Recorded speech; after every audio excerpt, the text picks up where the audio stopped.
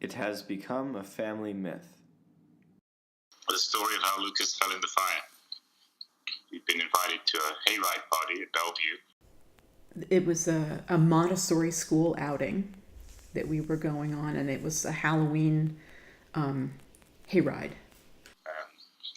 It was interesting that day because you were in Halloween costume and dressed as a fireman. Yeah. You had a yellow slicker that was like a fireman's slicker and a fireman hat. And then we had made you like a cardboard sandwich board fire truck. A collective memory.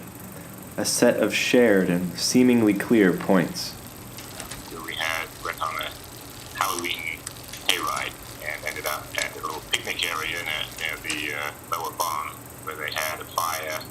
Passed down, dissected, made into piecemeal.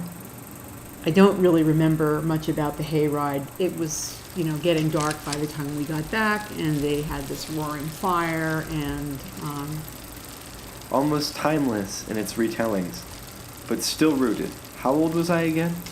I believe you were 3. Made a friend, and I think you were someone you knew either from school or somewhere else. At some point, you were running around, playing with them. People were hanging around and, cooking and talking, and, you had met another kid, a little girl, and you guys were like playing some kind of chasing game or tag or something like that. You were running in the area between the sitting place and the edge of the fire. I can recite it more clearly than I can remember it. It is a story of and about me. I think both your mom and I sort of said you stay away from the fire. I remember telling you, and I think probably other people told you at least once, to go beyond the benches if you were going to chase around, not to be chasing around close to the fire. I suspect what happened was that at some point it was too much of a temptation to elude the person who was chasing you.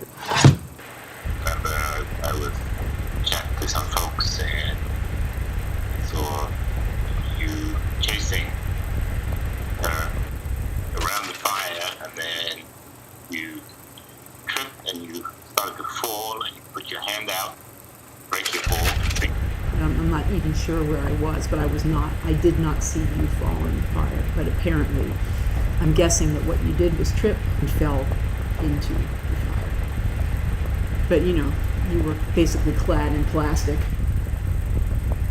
But the closer you look, the more it falls apart. I think it was your left hand. No? And I heard these screams go up, and I heard someone say, "Is that my child?" And someone had, grabbed you out of the fire. And I immediately stepped forward and pulled you out. Of course, you were in pain and crying because you just stuck your hand in the fire. So I don't know if you actually fell into the flames.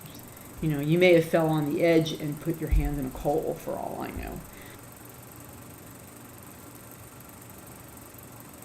Instants form minutiae that don't splice completely with the rest of the story. Hazy, fleeting sensations. The terror on the face of my school principal. The dim light of the car on the way to the hospital. Cold ice on my burnt hand. And of course, the scars remain. Thanks to a series of childhood injuries, I never had trouble telling my right hand from my left. I'm going to build a box fort with one of our neighbors, and we're going to use box cutters to cut it into the right shapes. And Mom told us beforehand that we needed to be extra careful, and she was not so hot on the whole box cutter idea, but she was going to let us do it, and started cutting boxes and, essentially didn't listen to her advice. And a few minutes later, Lucas, he turned around and were going to clearly cut your hand open, and were distraught about it. I don't think you were in pain just yet, but... And you were actually pretty stoic, but it was clear that you were going to need that. The way you told the story was cutting boxes. Oh.